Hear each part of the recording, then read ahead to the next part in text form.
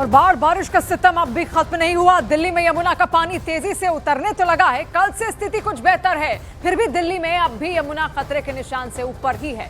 प्रशासन rescue operation चलाकर लोगों को सुरक्षित स्थानों पर पहुंचा रहा है। इस बीच नोएडा में भी यमुना नदी के बाढ़ का असर देखा जा रहा है। यमुना नदी के बढ़ते जल स्तर से नोएडा के कई इलाके डूबे हुए हैं। लोगों का पलायन भी शुरू हो चुका है और कई लोग राहत शिविरों में पनाह इस वक्त लिए हुए हैं। तस्वीरें आप यहाँ पर देखिए, और जो तस्वीरें नोएडा से आप देख रहे हैं, ये फार्म हाउस की तस्वीरें हैं। फार्म हाउस जितने भी सेक्टर 135, 134 के आसपास थे, वो सब जलमग्न हो चुके हैं। इसके अलावा जो बड़े बड़े गेट थे उन फार्म हाउसेस के, वो भी यहाँ टूट चुके हैं। अंदर तक पानी भर चुका है। दूसरी तस्वीर आप देखिए दिल्ली की, मयूर विहार का पूरा इलाका आपको टापू बना हुआ दिखेगा।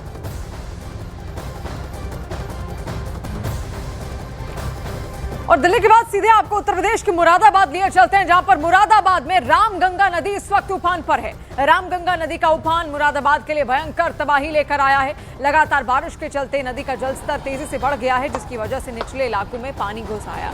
दर्जन भर गांव बाढ़ की चपेट में आ गए हैं। किसानों की फसलें बर्बाद हो गई हैं, घर जलमग्न हो चुके हैं। बाढ़ से न केवल फसलें नष्ट हुई, बल्कि गांव की गलियां तालाब में तब्दील हो गई हैं, जिससे लोगों की परेशानियां काफी बढ़ गई हैं। कई जगह पुल पर पानी आने से गांव का संपर्क टूट गया, तो वहीं लोगों को कहीं भी आने जाने के लिए नाव का इस्तेमाल करना पड़ रहा है।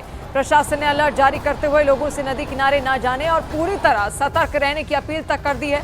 और प्रशासन हर बार राहत का दावा करता है, लेकिन असल में लोग अब भी मदद की राह ताक रहे हैं।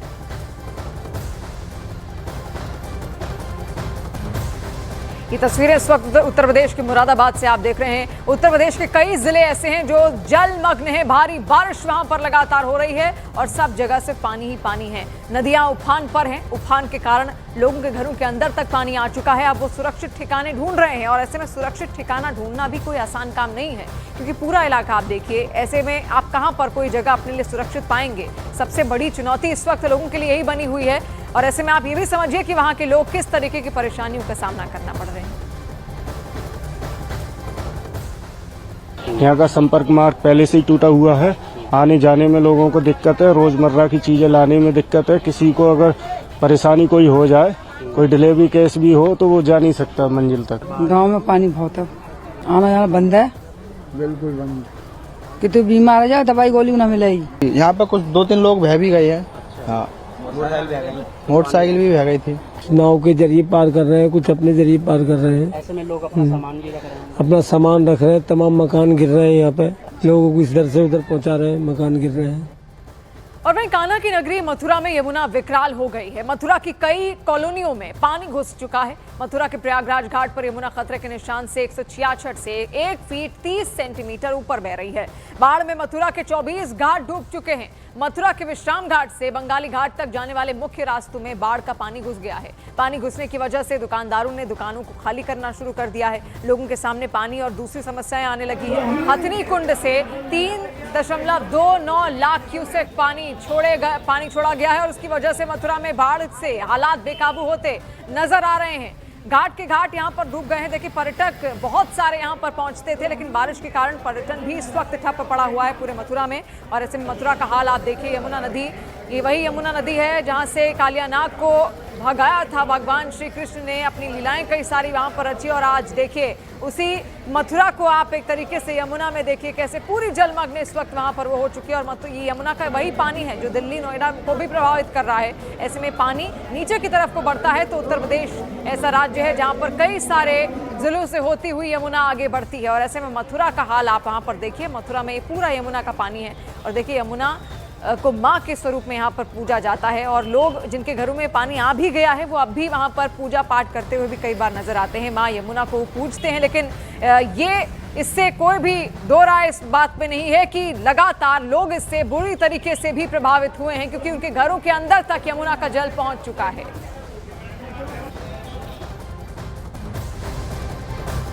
और वहीं उत्तर प्रदेश के इटावा में यमुना नदी का जलस्तर खतरे के निशान को पार कर चुका है। हथनी कुंड डैम से छोड़े गए पानी के बाद निचले इलाकों में बाढ़ जैसे हालात बन गए। यमुना के साथ साथ उसकी सहायक नदियों में भी पानी तेजी से बढ़ रहा है, जिससे बाढ़ जैसे हालात बन गए। बाढ़ के कारण दर्जनों मंदिरों में पानी घुस गया है। पूजा अर्चना और अनुष्ठान पूरी तरह से बंद हो गए हैं। खेतों में खड़ी फसलें और सब्जियां भी डूबी हुई नजर आई। प्रभावित इलाकों में आपदा प्रबंधन विभाग की टीमें तैनात कर दी गई हैं और लोगों को सतर्क रहने की अपील की गई है। ये तस्वीर आप यहां पर देखिए, उफान पर किस तरीके से यमुना नदी लगातार है। जलस्तर कम होने का इंतजार किया जा रहा है। इटावा का भी हाल कुछ अछूता नहीं है यमुना से। देखिए, इटावा में भी यमुना नदी जब पहुंची तो निचले इलाके जितने भी थे वो सब जलमग्न हो चुके हैं। वहां के मंदिर आपको कैसे डूबे हुए दिख रहे हैं, इससे अंदाजा लगाना बहुत आसान है।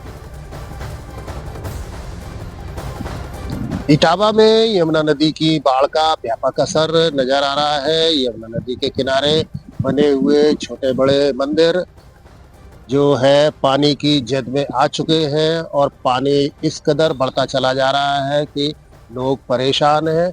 मैं इस समय धूमेश्वर महादेव मंदिर परिसर में हूँ, जहाँ पर पानी की व्यापकता लगातार विकराल होती चली जा रही है।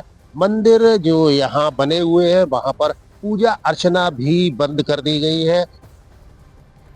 और हिमाचल प्रदेश के सिरमौर में अचानक पहाड़ का एक बड़ा हिस्सा खिसक गया, जिसके रोंगटे खड़े कर देने वाले कई वीडियो सामने आए। वीडियो में पहाड़ी का मलबा तेजी से नीचे की तरफ आता हुआ दिखा। पहाड़ से बड़े बड़े पत्थर रिहायशी इलाके में आने से 5 मकानों पर खतरा भी मंडरा रहा है। मलबे के तेज बहाव से लोग सहम गए हैं और घरों से बाहर निकल गए हैं। अभी देखिए, अब बिल्कुल आपको ऐसा लगेगा पहाड़ में जो पेड़ और पौधे वहां पर लगे हुए थे वो सब बहते हुए जा रहे हैं। और ये सबसे बड़ा इसका कारण है तेज होती बारिश। लगातार जो बारिश हो रही है, रफ्तार में जो बारिश हो रही है, हर दिन जो बारिश हो रही है, उसके कारण पहाड़ में तमाम जो मिट्टी है वो ढीली होती जा रही है। उसके कारण इस तरीके की स्थितियां बन रही है कि पहाड़ से बड़ी बड़ी चट्टानें वो दरक कर पहाड़ के बड़े बड़े हिस्से टूटकर मिट्टी के साथ, पेड़ पौधों के साथ नीचे आ रहे हैं। आप देखिए, ये पूरे सैलाब को अपने साथ लेकर आती हुई ये तस्वीर ये हिमाचल प्रदेश की है। और ऐसे में कई घरों को इससे नुकसान पहुंचा है, कई गांवों को खाली कराया भी गया है। जिन गांवों में लोग बसे भी हुए हैं उनको अब ऐसा लग रहा है कि कहीं किसी दिन उनके घर के जमीन की धरती नीचे से ना निकल जाए और ऐसे में उनके घरों को नुकसान पहुंच जाए और वो घरों में सोते रह जाएं। इस बात का भी डर वहां पर है क्योंकि कभी भी बारिश हो सकती है और कभी भी जमीन दरक सकती है। और वहीं हिमाचल प्रदेश में लगातार बारिश और लैंडस्लाइड से कई सड़कें टूट गई हैं और कई जगहों का संपर्क पूरी तरीके से कट गया है। लोगों की आवाजाही बंद हो गई है। ऐसे हालात में NHAI ने बड़ा कदम उठाया। हाईवे की मरम्मत और साथ साथ नई सड़क बनाने के लिए अब हेलीकॉप्टर की मदद भी वहां पर ली जा रही है। और देखिए, खास तौर पर हाईवे पर 3 जगह सड़क पूरी तरीके से बह गई है जहां जमीन से पहुंचना नामुमकिन है। मशीनें हेलीकॉप्टर से पहुंचाई जाएंगी ताकि मरम्मत का काम जल्दी शुरू हो सके और लोगों को राहत मिले।